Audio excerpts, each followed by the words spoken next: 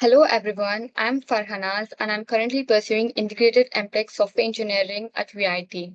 So our case study for software architecture and design today is going to be about mobile robots, a case study on architectural styles.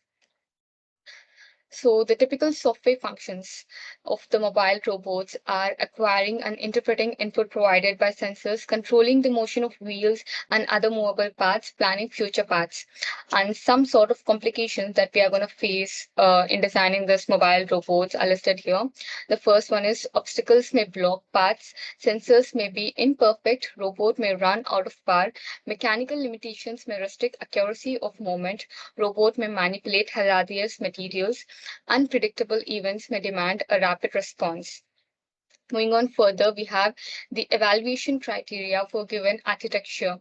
So the first one is accommodation of deliberate and reactive behavior, allowance of uncertainty, counting of danger in robots' operation and its environment, and the fourth one is flexibility.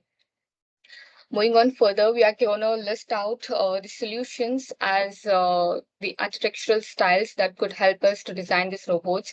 So, what is architectural styles? So, architectural styles in software architecture serve as a blueprint or guidelines for organizing the structure of a software system. They provide a set of predefined rules and principles that help in designing a system with desirable characteristics such as performance, scalability, maintainability, and security. So moving on to the first solution over here we have is the control loop. So the first solution for accommodation of deliberate and reactive behavior is simplicity. The problem is more unpredictable environments since there's basic assumption that changes in environment are continuous and require continuous reactions. Basic changes in behavior may be needed when confronted with discrete events. Moving on further, for allowance of uncertainty, the solution is given as uncertainty is resolved by reducing unknowns through iteration. So a problem if more subtle steps are needed. So moving on further, for accounting of dangers in the robot's operation and its environment is fault tolerance and safety are enhanced by the simplicity of the architecture. And for flexibility, the major components such as the sensors, motors can easily be replaced. More refined tuning paths take place inside the modules.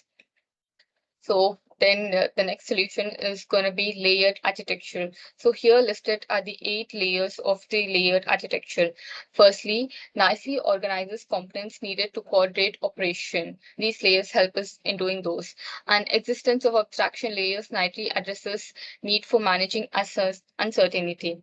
Next comes as fault tolerance and passive safety are also served in abstraction mechanism. And for flexibility, it's interlayer dependencies on an obstacle to easily replacement and additional changes. Moving on further, we have implicit invocation with TCA. TCA is actually the short form of task control architecture, and it used to represent another approach based on an implicit invocation style of architecture.